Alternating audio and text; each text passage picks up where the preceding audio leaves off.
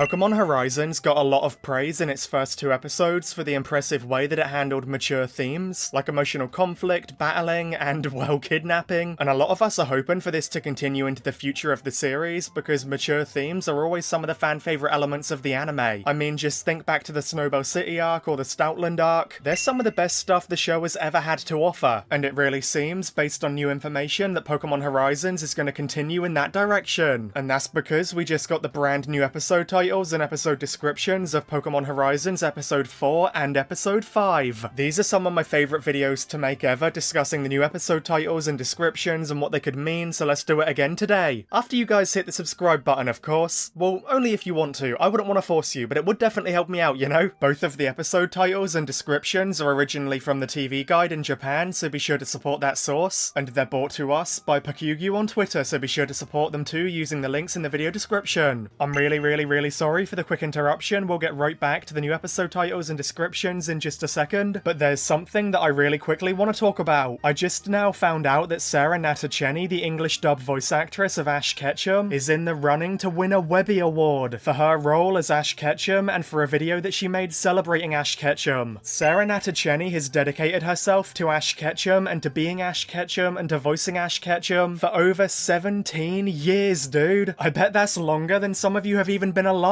It would be absolutely incredible if we could all band together as a community and vote for Sarah in the Webby Awards. Let's help Sarah end her time as Ash Ketchum in the biggest way ever. And let's make it happen to give her the biggest thank you in the entire world for voicing our favourite character in our favourite show for 17 years. The link to the Webby Awards will be in the pinned comment and the video description, so please follow the link below and make an account and vote for Sarah Natacheni in that category. How perfect would it be to end Ash Ketchum's story on such an incredible high? And we, as the Pokefurlax community, can join together and make it happen. We need all of your help, so please go and do it now. Thank you so much for helping to bring Ash Ketchum to life for 17 years, Sarah. And now let's dive back into covering the new Pokemon Horizons news. Episode 4 of Pokemon Horizons, airing on April the 28th, is officially titled A Passed Down Treasure, and the episode description is as follows. When the Rising Volt Tackler's airship makes an emergency landing on a remote island, the ship's Fuecoco disappears. Liko and Sprigatito land on the island in search of Fuecoco, but on the other hand, Roy, a boy who lives on that remote island, witnesses a mysterious Pokemon. And now let's quickly dive into the Episode 5 title and description too, before discussing them both and what they mean. Episode 5 of Pokemon Horizons, airing on the 5th of May, is officially titled, I Found You, Fuecoco, and the episode description is as follows. Roy comes to the Rising Volt Tackler's airship to see Fuecoco, but due to a series of bad luck, he's unable to see it. Meanwhile, an explorer's submarine approaches the ship. And hey, I really think this episode is going to be a special one, because it's the 5th episode on the 5th day of the 5th month. I'm just saying, dude. So to me, what's really exciting about these new episodes is that we got 2 whole episodes introducing and focusing on Liko, and now it seems that we're going to get 2 whole episodes introducing and focusing on Roy too. And I love that, man. Liko and Roy are both so special, and I'm glad they're being treated equally. You heard me right, episode 4 and 5 are for the Roy boys. We also got a preview trailer the other day featuring some scenes from episode 4 and 5, so I'll be sure to put on screen certain images from that trailer if it matches my speculation on the episodes. So episode 4 is basically about the Fuecoco from the airship going missing on the remote island where Roy lives, and of course we know that Fuecoco is going to end up being Roy's Pokemon, so it's really not hard to imagine what will happen in episode 4. Fuecoco will disappear on the island and then bump into Roy on the island, and then Fuecoco and Roy will bond with each other and really begin to like each other. I mean, we got several scenes in the preview trailer showing Roy on the island and then Fuecoco on the island, and then the 2 of them together on the island looking really close. So yeah, it's finally time for Roy and Fuecoco to become partners. And what's crazy